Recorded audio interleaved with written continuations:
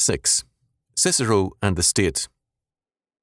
Cicero's state was as all-absorbing and total as Caesar's. The difference rested in the source of power. For Cicero, it was reason, and for Caesar, the army and raw power. Cicero declared, "This then ought to be the chief end of all men, to make the interest of each individual and of the whole body politic identical." What freedom then remained to man?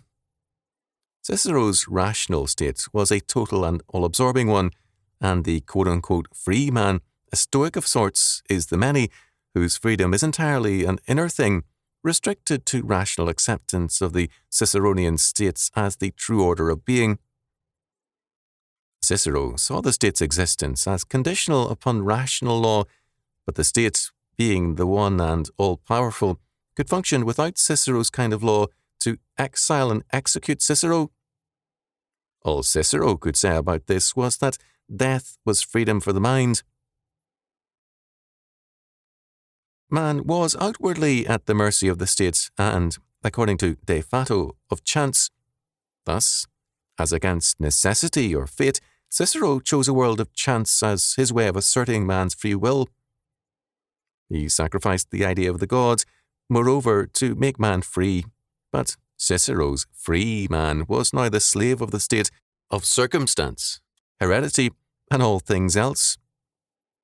Man, therefore, had been surrendered, as well as the gods, because Cicero's one basic reality was the state.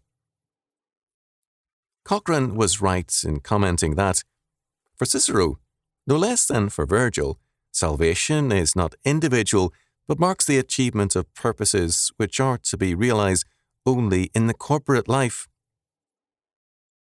This corporate life, the Roman state, was everything for Cicero. However much he talked about reason and nature, for him the reality could truly exist only in the state. In classical thought, Greek and Roman, an abstract, non-temporal universal, the idea, logos, or reason of being, inevitably became temporal and concrete in a dictator or ruler because time was central and